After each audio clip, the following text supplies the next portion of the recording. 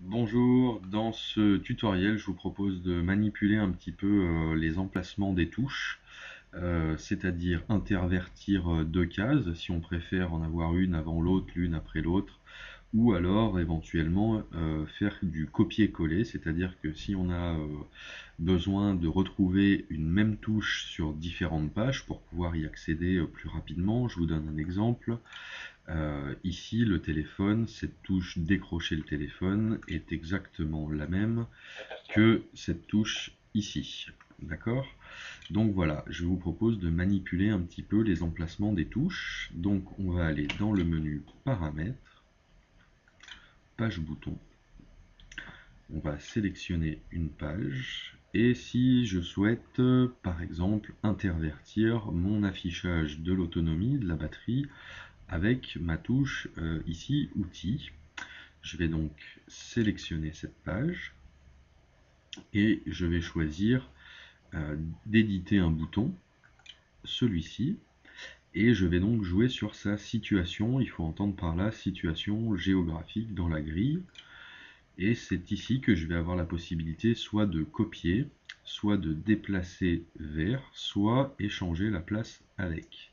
Alors je vais échanger la place avec celui-ci. Voilà, on voit qu'il les a mis en surbrillant. S'il me demande si je valide l'échange de position, je dis oui. Voilà, on a donc eu une interversion des deux positions. Donc maintenant, si je souhaite avoir mon niveau de batterie affiché sur une autre page, je peux donc cliquer sur mon niveau de batterie, choisir situation, copier. Je vais copier vers, mais j'aurais aussi pu copier depuis, si j'étais parti d'une touche vierge. Donc je vais copier vers, et je vais donc aller sélectionner la page vers laquelle je souhaite copier cette fonction d'affichage de la batterie. Alors le temps que je trouve une page, mettons celle-ci, peu importe, et je vais donc, est-ce qu'on n'a pas une page un petit peu plus vierge? Si, voilà, celle-ci, celle du DVD. Je vais donc aller copier ici mon bouton d'autonomie de la batterie. Je dis OK. Et je fais fait une fois que c'est terminé pour revenir en mode utilisation.